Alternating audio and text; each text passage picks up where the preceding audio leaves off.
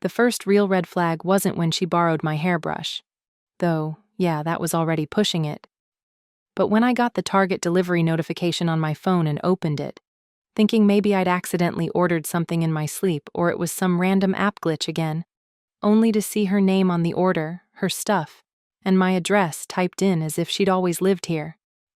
And no, I didn't realize right away that she wasn't planning on leaving, because it wasn't one of those obvious moments where someone starts moving furniture or brings over a desk or asks if they can hang pictures.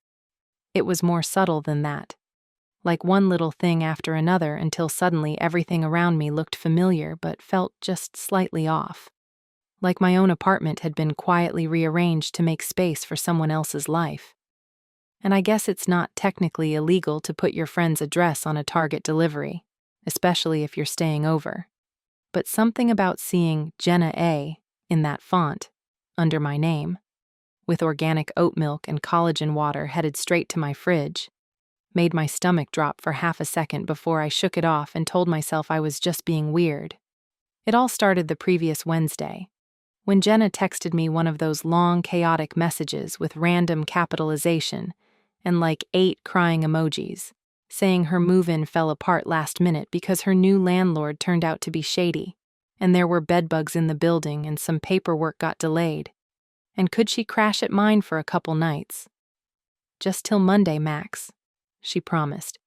Just need a place to breathe and not cry on the Q train again. And I didn't even hesitate, because we go way back, and I figured if I can't offer a friend a couch for 3 days when she's freaking out, what even are we doing? She showed up 2 hours later, calling from the sidewalk like she was dropping in from a road trip. Except instead of a backpack, she had one large purple suitcase, 2 overstuffed trash bags that looked like they might explode if I breathed too close to them, and a large cat carrier with a gray cat staring me down like I was the intruder and not the person opening her own door. The cat's name, for the record, is Splinter, and I'm not exaggerating when I say he hissed at me the first 3 times I walked by the coffee table, and then claimed my throw blanket like it was his by law. Jenna hugged me tight, said, "You're saving my actual life," and dropped everything in the living room like it was a temporary refugee zone, except nothing about her energy said temporary. And even though she did say, just for the weekend, her body language said, for the foreseeable future, and maybe longer if you don't say anything. The first 2 days were honestly fine, even fun in a nostalgic kind of way. We ordered food from our old favorite Thai place, watched reruns of the trash reality shows we used to scream about in college, laughed until my cheeks hurt, and she even did the dishes one night without me asking. Plus, she brought home a blueberry pie from Wegmans on Friday and said, "This is rent, right?" And I laughed because, sure, pie rent is cute, and I wasn't worried yet.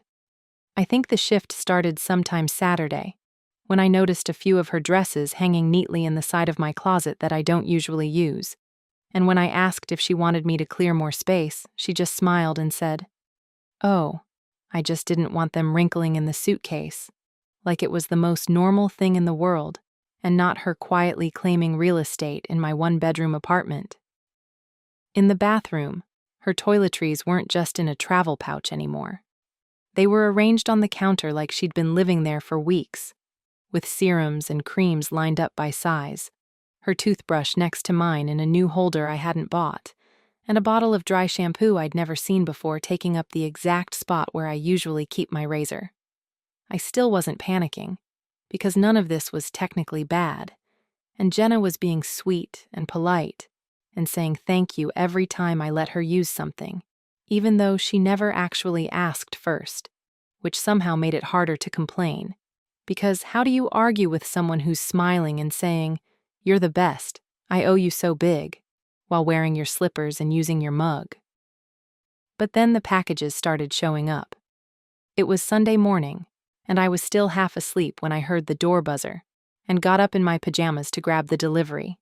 And it was addressed to her, same Target font, except now it was her name on every box, and inside were all these little things that didn't belong to me. Some vegan chocolate bars, a weird humidifier that glowed pink, and more of that overpriced shampoo she swears by. And, yeah, I guess it's convenient to use the address of where you're staying, but I just stood there holding that box and wondering how many more were on the way, because it didn't seem like a one-time thing, and suddenly I had no idea how long she was actually planning to stay. The moment that really got me, though, the one that stopped me from being polite about it in my own head, happened a couple hours later, when I went to take a shower and noticed the smell. It wasn't my shampoo. It was that strong coconut vanilla thing she always used back in the day. And now it was everywhere. In the towels, in the steam, in my robe that she must have borrowed without asking, because it was still slightly damp and hanging wrong on the hook where I never put it. Then I saw my hairbrush, with a chunk of unfamiliar hair wrapped around the base, and my razor, moved from its usual corner, and my favorite mug with the small crack, the one I never let guests use because I'm weirdly sentimental about it, sitting in the sink, stained with coffee I didn't make. And I just stood there in the middle of my own apartment that suddenly didn't feel like mine anymore. And I felt this weird tightness in my chest that wasn't anger exactly, just this slow-building realization that I'd opened the door to a temporary guest and accidentally let in a full-blown squatter. I mean, maybe I'm overreacting, but how do you ask someone who says they're just staying a few days why their name is now tied to your Amazon profile? Their cat has claimed your bed, and your favorite cereal is gone because they decided to make breakfast while you were asleep. Because I'm starting to wonder if I invited her in, or if I let her move in without realizing it, and now I can't decide if I'm being petty, or if I've already lost control of my own space. It's been a full week now, and I don't even remember what my apartment felt like before she got here, which is wild considering I live in a one-bedroom and literally every inch of space used to be mine. I used to sit on the couch after work with my feet up, scrolling through stupid reels with no one talking to me or asking what I wanted to eat. And back then I thought I was lonely, but now I realize I was just peaceful and didn't know it. Now the couch has a permanent body-shaped dent in the middle cushion, which Jenna insists is because the springs are just weird. But I know it's because she hasn't slept in the guest blankets I gave her once, not even once, and instead has been, accidentally, falling asleep on the couch every single night with her laptop open on her stomach and some trashy show autoplaying in the background until 3 a.m. At first, I didn't say anything because technically she was on the couch, and technically she was watching TV, and maybe she did doze off without meaning to once or twice. But now it's clearly a pattern, and I can't walk into my own living room without feeling like I'm intruding on someone else's nap. Every night it's the same thing. I hear the intro music to some overly dramatic murder docuseries echoing through the wall, and when I peek out to say goodnight, she's lying under my favorite throw, wearing pajama pants I'm pretty sure used to be mine, and holding the TV remote like she pays rent here. When I finally brought it up on Wednesday, not in a rude way, just a soft, "Hey, do you want me to make up the futon again?" She gave me this tired half smile and said, "Honestly, I just need a little more time to get myself together. It's been a lot lately, you know?" And what do you even say to that? Because yes, it has been a lot, for her. But also, I'm now the proud cohabitant of a very unplanned situation, and I haven't had a full moment of silence in my apartment since last Sunday morning, which, by the way, was also the last time I saw my own yoga mat, which she borrowed, and is now using as a scratching post base for her cat. The thing is, Jenna doesn't just exist in my space now. She's actively starting to reshape it, like she's treating my home as a starter pack for hers. I came home from work Thursday and found that she'd moved the armchair from the corner near the window to the center of the room, for better light, which makes absolutely no sense because she doesn't read or work from home or do anything that involves using natural light, but apparently the chair just felt more intentional there.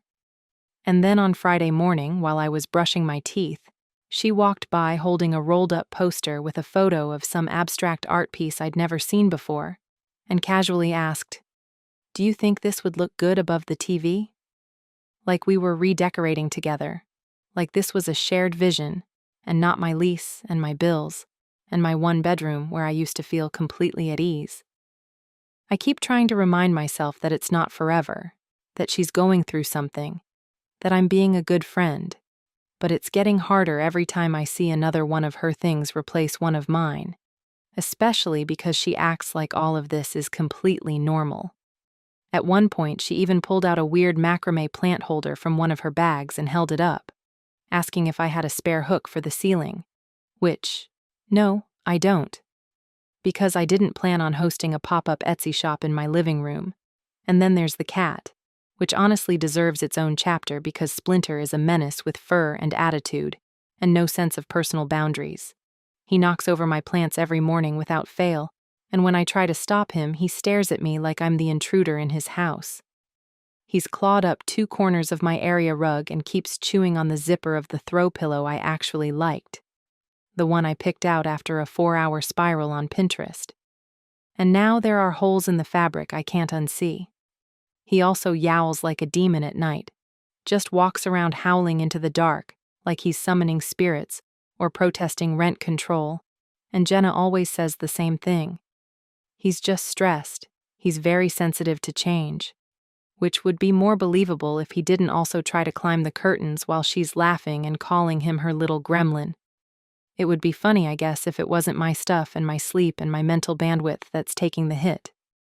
What really got me, though, was Saturday morning, when we were walking back from getting coffee and she said, completely out of nowhere, "I'm starting to get used to this neighborhood, it's actually kinda cute." And it didn't even register for her that this neighborhood isn't hers. She said it the way you say it when you're building a routine, when you've decided to stay, when you've stopped thinking about where you're going next because you've already decided where you are. And I just kind of froze, because that sentence wasn't part of our deal. That wasn't in the mental contract we made when I said, a couple nights max. And it suddenly hit me that I didn't know if she was even looking for another place, or if I was just the path of least resistance that she decided to settle into because I was too polite to draw a line. Then there's the food situation, which I didn't think would be a thing because at first she brought her own snacks and even bought a pie that one time. But now I'm opening my fridge and things are just gone. My almond butter, my prepped lunches, the last of the oat milk that I bought, vanished without a word. And no, I'm not so uptight that I can't share. But the thing is, she doesn't ask, doesn't say thanks, and I wouldn't even know what was missing if I hadn't made a mental note of what I bought last Sunday because I was trying to budget better this month. And the kicker? Saturday night I come home from work, tired and ready to heat up leftovers and collapse into bed, and there's a chilled bottle of white wine in the fridge with a note that says, "For all of us." Jenna. And I stood there staring at that label for a good 10 seconds before realizing there is no us. There's me. And there's someone who hasn't paid a cent toward the grocery bill, but somehow thinks she's earned a voice in household decisions. I don't know. Maybe I'm being unfair. Maybe I should have set boundaries earlier or made a clearer timeline.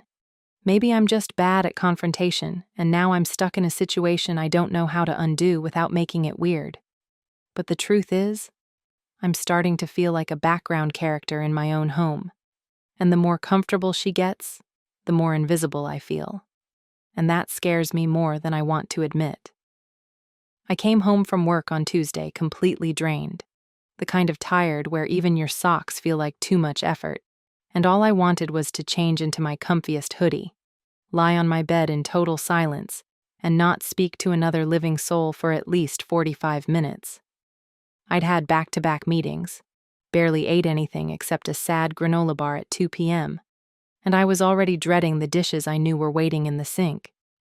But when I walked in and opened the door to my bedroom, expecting the quiet sanctuary of my own space, I was met with the sound of Jenna's voice echoing through my laptop speaker, full-on mid-Zoom call with her camera on, earbuds in, and my pillow positioned behind her like a professional backrest. She didn't even flinch when I walked in, just waved at me silently and mouthed, "Better lighting in here."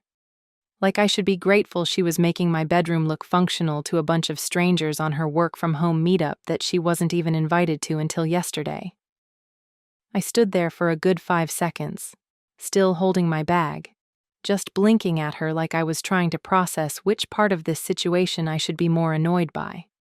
The fact that she used my login to get into the call, or the fact that she didn't even bother to ask if she could be in my room in the first place. Later that night, after she logged off and acted like nothing happened, she casually dropped into conversation that she'd signed up for a gym just a few blocks away because they had a great deal for locals.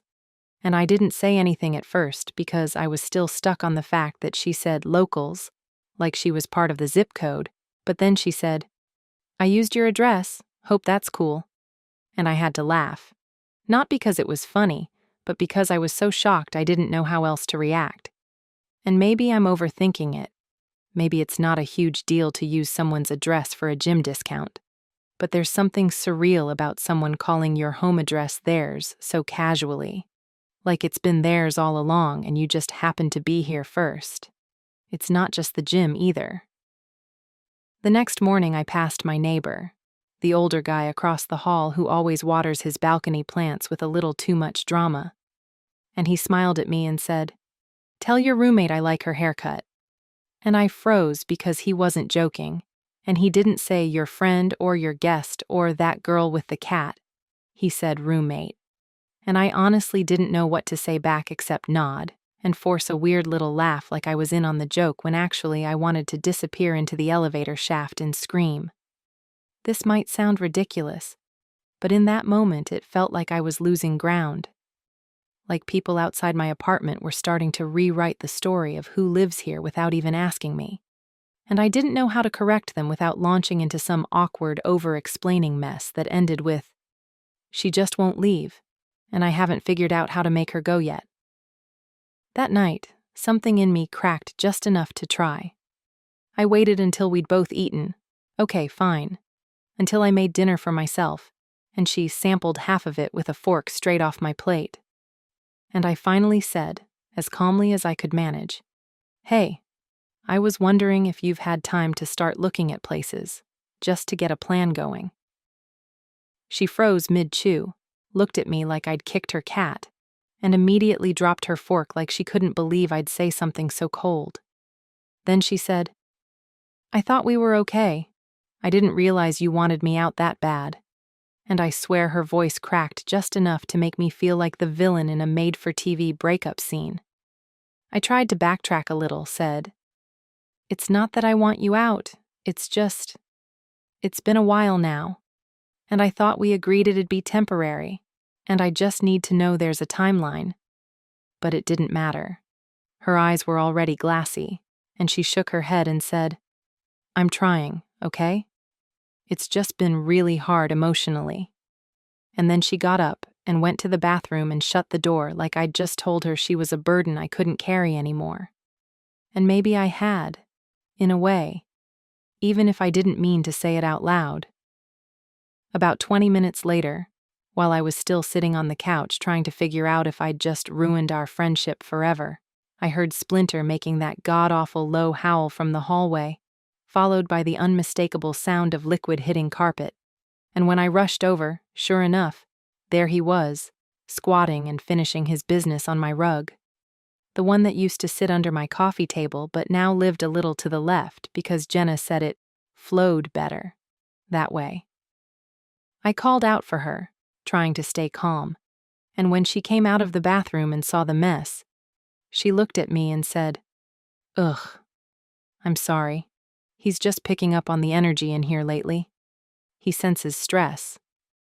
And then she walked back into the kitchen like the situation had resolved itself. She didn't grab paper towels, didn't apologize again, didn't do anything except act like her cat was a sensitive little empath who couldn't handle my boundaries. I stood there for a long second, looking at the puddle and the fibers of the rug slowly soaking up what was probably the second marking of its kind this week, and I swear something in me just gave up a little bit right then. I didn't say anything else that night. I cleaned up the mess in silence, wiped everything down with the last of my all-purpose spray, lit a candle I'd been saving for a good night, and sat in the kitchen scrolling Zillow on my phone like I was the one who needed to move out, because at this point that felt like the easier option. And here's the thing I haven't wanted to admit, even to myself. This was the first time I actually imagined what it would look like to tell her she had to go. Like, for real, with a date and a clear end and no more tiptoeing around each other like we're pretending this is fine when it's obviously not. But every time I thought about saying it, I pictured her crying again, or looking at me like I'd broken something sacred between us, and I just couldn't do it.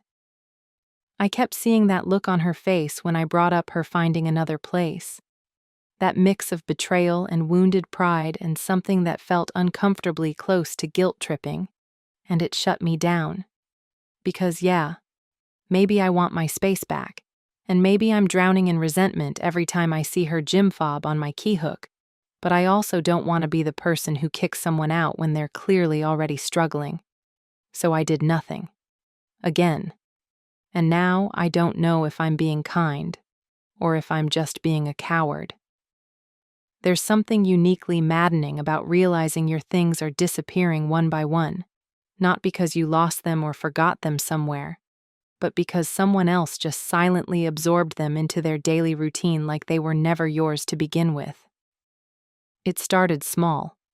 First, it was the navy blue t-shirt I always sleep in on laundry day, which I found on Jenna that Saturday morning when she came out of the bathroom yawning and holding her mug like she'd lived here for 5 years, and forgot I even had a claim on this place. I didn't say anything at the time, because technically it was just a shirt, and technically she looked comfortable, and I thought maybe she didn't realize it was mine, even though it had that little bleach stain on the bottom hem that made it unmistakably not hers. But then a few days later, I went looking for my charger, the long one I keep next to the bed because my outlet situation is a mess. And it wasn't there, not in the nightstand, not behind the headboard, nowhere. I turned the whole room upside down before finally walking into the living room and spotting it plugged into Jenna's laptop, stretched across the floor like it had always belonged there. And again I said nothing, even though I stared at it for a solid 10 seconds before she noticed and said, "Oh, was this yours? I just needed it real quick." That real quick turned into 3 days, and even when I got it back, it was somehow stickier and frayed near the tip, like it had lived a whole life without me. Then came the slippers.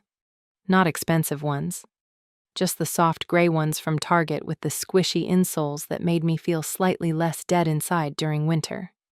And I found them by the door with cat hair all over them, and the heels worn down in that very specific way that happens when someone drags their feet instead of lifting them.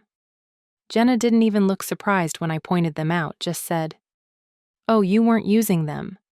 And I honestly didn't know what to say because, yeah, I hadn't used them that day, but they were still mine, and I wasn't aware we were in a situation where possession was 9/10 of the law. The final straw, the one that flipped the switch from frustrated to furious, was the robe.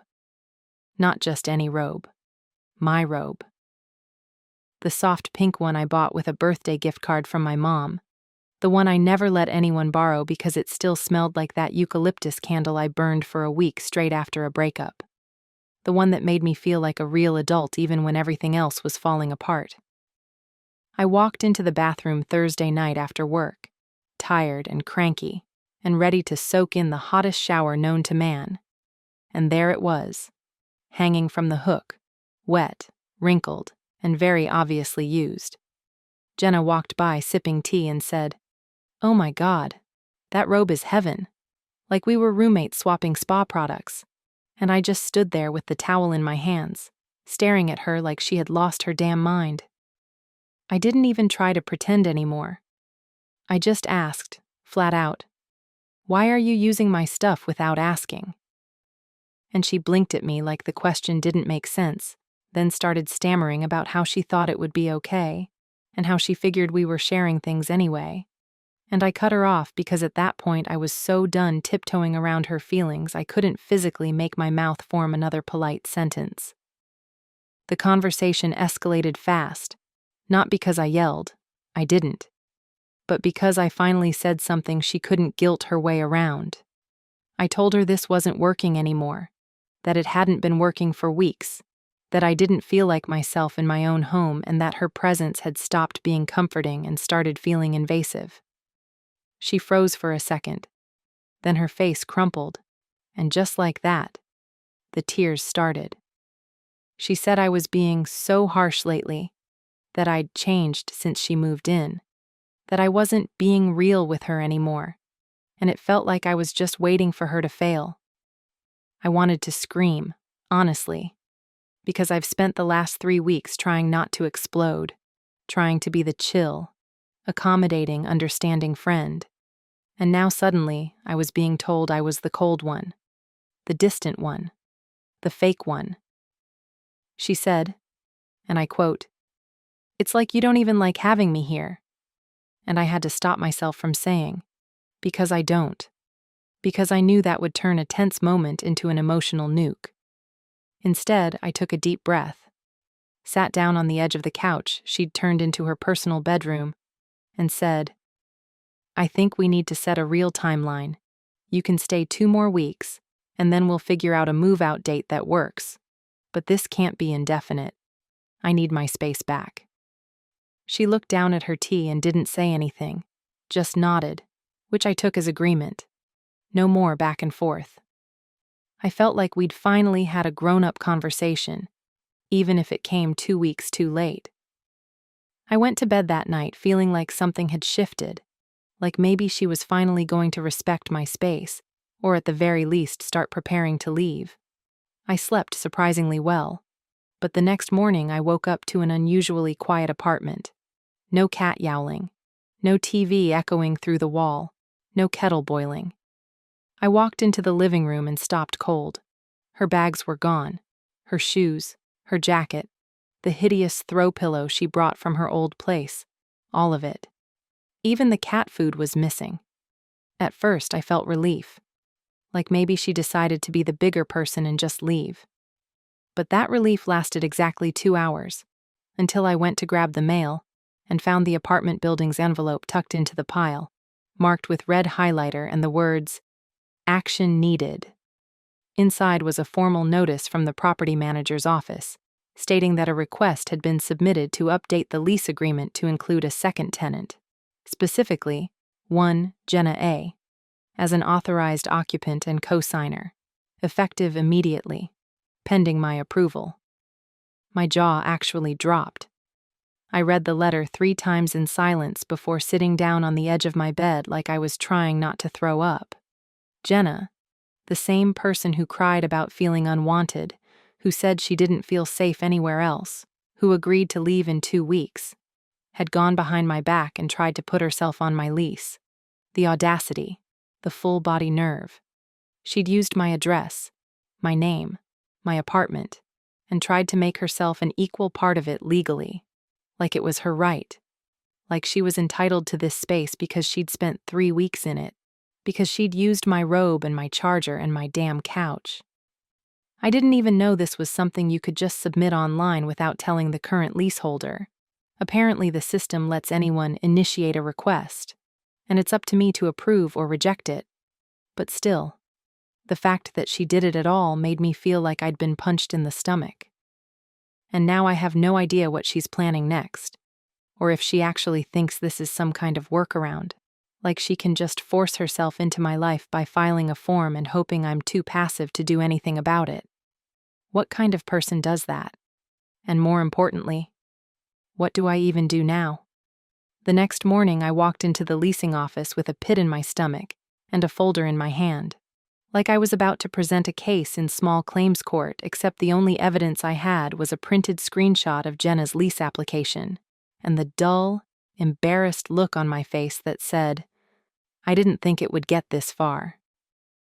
The property manager, this sharp, polite woman named Carla, who always wears color-coded cardigans and gives off big, "I've seen everything" energy, greeted me with her usual smile until she pulled up the tenant file and saw Jenna's request sitting there, marked pending. She looked from her screen to me and raised an eyebrow. Not even annoyed, just curious, like she couldn't quite figure out how I'd let this situation happen under my nose. I explained it all. How Jenna was never supposed to be a tenant, how she was just crashing for a few days that turned into weeks, how she didn't ask permission before listing herself on the lease, and how I definitely did not authorize her as a cohabitant or cosigner or anything remotely permanent. Carla just listened, nodding slowly, then asked the one question I was hoping wouldn't come up. How long has she been staying with you? I hesitated, said, just under a month, and Carla gave me a look that was still professional but definitely veering into, you should have handled this sooner territory.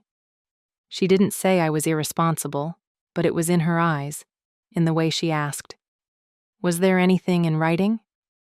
And then sighed when I shook my head no. By the time I walked back to my apartment, I felt like a kid who failed a test she didn't even know she was taking. I was halfway up the stairs when I heard the front door open from the inside, and there she was, Jenna, walking back into the apartment with 2 iced coffees in a tray like she'd just come back from a casual stroll, smiling like nothing had happened, not a hint of regret or awareness in her voice when she said, I got you your favorite, no whip. She set the coffee on the counter and said, I figured I'd grab one for you too, just in case you weren't mad anymore. I didn't even take the drink. I just stared at her and asked, did you really think filing that lease application behind my back was okay? And she tilted her head, confused but also defensive, like she was preparing to twist the narrative into something softer. She said, I didn't do it behind your back. I just wanted to have a safety net in case you decided to leave or change things. I blinked at her, stunned by the logic leap, and she kept going, saying, I didn't know what you were planning, and I didn't want to end up with nowhere again. It wasn't malicious. It was just insurance. That word, insurance, was the final crack. Something inside me snapped, and before I could stop myself, I said, I'm not your safety net. I'm not your family. I'm not your landlord or your girlfriend or your therapist. I've tried to be your friend, but you're making that impossible. I could hear my voice getting sharper, louder, but I didn't care anymore. I told her she needed to move out by the weekend. Full stop. No more conversations. No more extensions. No more pretending this was a mutual arrangement. She stood there frozen, coffee still in hand. And for a second I thought maybe she'd accept it. Maybe she'd take the out and just leave quietly. But of course she didn't. Instead, she set the coffee down with a little too much force, and then the floodgates opened. She started crying, but not the soft kind of crying that makes you feel guilty. This was the loud, performative kind, the kind that comes with accusations and half-finished sentences and hands waving in the air like she was putting on a show for an invisible audience. She said I was abandoning her, that I knew she didn't have anywhere else to go, that I'd promised I'd support her while she figured things out, that she never expected me to turn into one of those people who just throws someone away.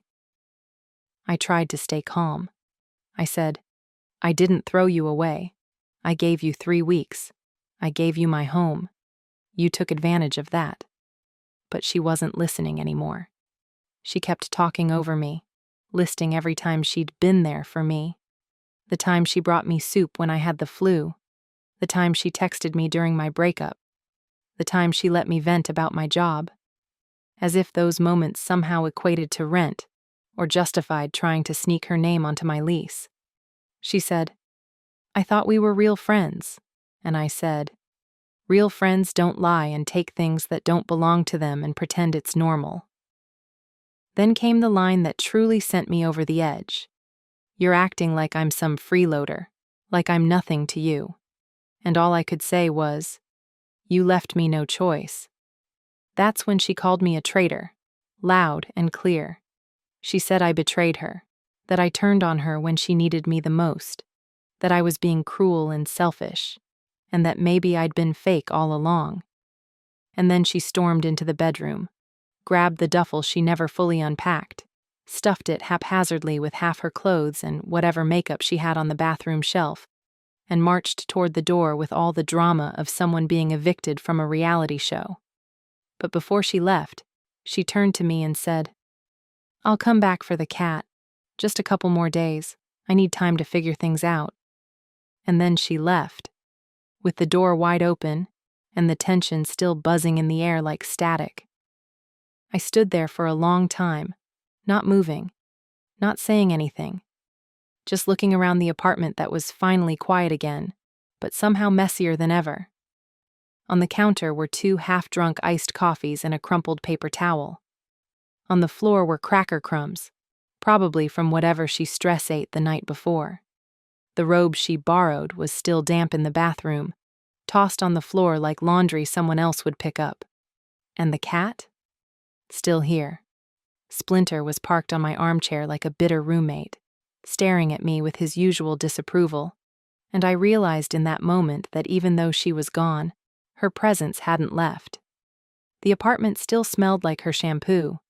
The fridge still had her vegan creamer.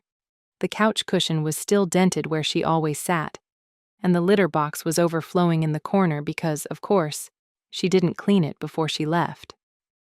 I sat down on the far edge of the couch, away from the mess and the memories and the noise in my own head, and I listened to the sounds of nothing. No footsteps, no fake laughter, no drama. Just silence. And then the cat yowled, long and loud and absolutely miserable, like he was mourning the loss of a kingdom he never really owned. And I sat there thinking, what now? It's been a week since the screaming, the slammed door, and the final theatrical exit, and the silence that followed didn't bring peace like I thought it would. It brought work. Real, exhausting, physical work. Because Jenna didn't just leave emotional debris behind. She left actual mess. The kind of mess that makes your home feel like a half-finished story you don't want to keep reading. The laundry basket was still full of towels I never used but had to wash. The living room was covered in crumbs and hairballs. And the bathroom smelled like she'd tried every product she owned and forgot to rinse the drain afterward. The litter box had turned into something toxic, and I had to double glove to clean it, gagging into my elbow while Splinter stared at me like I was the villain in his origin story. She didn't answer my texts. I wasn't sending anything long or emotional, just one-liners like, "When are you picking him up? He keeps peeing on the rug again, and I'm not keeping this cat." But the read receipts stayed stubbornly empty, and her silence turned from passive-aggressive to just plain disrespectful. I left a voicemail after day 4, calm but sharp, saying she had until Sunday or I'd call animal control, and even that didn't get a response. I started thinking maybe she'd just decided to abandon him completely and figured I'd cave and keep him out of guilt. And for a split second I almost considered it. Not because I liked the cat, but because I didn't want to be the kind of person who dumped a confused animal into a shelter after he got used to having windows and soft blankets and a daily routine. Then, on a random Wednesday, just as I was about to start cleaning the kitchen for the 3rd time that week, someone knocked on the door. I wasn't expecting anyone and assumed it was a package, maybe some late Amazon return. But when I opened it, there was a girl I didn't recognize standing there with a paper folder in her hands and a clipboard under her arm. She was smiling that polite, nervous smile you give someone when you're about to say something awkward. And before I could even speak, she said, "Hi, I just moved in next door. Carla from the leasing office said I should introduce myself to my neighbors." I blinked, still holding a dish towel, and said, "Oh, nice to meet you," and asked her name, which I forgot 30 seconds later because my brain had locked onto one word. Moved in. Next door. Into Jenna's dream apartment. The one she'd casually mentioned once. The one with the better light and slightly bigger closet. The one she'd toured behind my back after submitting that stupid lease request. I didn't want to ask, but I had to. I said, "Wait, you're in 2B?" and the girl nodded enthusiastically, saying, "Yeah, apparently someone else applied but didn't meet the requirements. Lucky break for me, I guess." And that's when I knew for sure. She tried to stay in the building. She tried to move next door. She tried to turn this from a guest situation into a full-blown relocation, and when that didn't work, she disappeared. I thanked the new girl, shut the door, and sat down on the floor right in the hallway, holding my breath like I'd just avoided a car crash and my body hadn't caught up yet. I didn't know whether to feel relieved or violated or just done. I stayed there for a while, thinking about all the ways this could have gone worse, how close I came to getting trapped in a dynamic I never asked for and couldn't control. 2 days later, she showed up. No warning, no apology, no "is now a good time." Just 3 short knocks on the door and her face behind the peephole, holding a carrier in one hand and looking the same as always, like none of this had happened and we were still fine. I opened the door because I had no energy for another avoidance loop, and she walked in without saying a word, heading straight for the cat. He meowed once, more annoyed than relieved, and she knelt down to scoop him up like he was a grocery bag, not a living creature who'd been stuck in limbo for 8 days. I asked, "So, you're finally taking him?" And she didn't even meet my eyes. She just said, "Yeah," quietly, like this was the most boring errand in her schedule, and I stood there trying to keep the bitterness out of my voice because I didn't want to give her that last satisfaction. She didn't say, "Thank you." She didn't ask how he'd been. She didn't explain where she'd been or why she didn't respond. She didn't say goodbye. She just walked out with the same casual indifference she'd brought into my life in the first place. Like nothing mattered. Like none of it left a dent. That night, I opened my laptop and went through my photo library, not looking for anything specific, just scrolling. There were selfies with Jenna from years ago, back when we used to hang out at college parties and laugh over cheap takeout and talk about our big futures like we knew where we were going. There were pictures from last fall when we met up again, the coffee catch-ups, the brunches that made it feel like maybe the friendship still had life in it. But the more I scrolled, the more I realized something had shifted long before she moved in. I looked tired in the recent ones, distracted, smaller somehow, like I was shrinking to make space for someone else's comfort. I closed the laptop and sat with that feeling. Not sadness exactly, but something adjacent. Maybe grief for the version of me that used to take up space without apologizing for it. The next morning, I made a list. Not a dramatic list, just a practical one. I wrote down the names of every place where my address was still connected to her. The gym, the subscription boxes, the food delivery apps. I started changing passwords, clearing saved info, setting up 2-factor everything. I texted Carla in the leasing office and asked about changing the lock. I ordered a new set of mugs, just basic ceramic ones with clean lines and no shared history. And when they arrived, I took out the chipped pink one and put it at the very back of the cabinet, not ready to throw it out yet, but not ready to use it either. I made tea that night in one of the new mugs and stood by the window while it steeped, looking out at the street where everything was quiet and ordinary again. The couch was empty. The apartment didn't smell like anything but clean fabric softener and lemon spray. For the first time in weeks, I didn't feel like I was waiting for someone to walk in or come back or fix something. It was just me. Finally. Before bed, I opened the Notes app on my phone and typed one sentence. Not to send, not to share.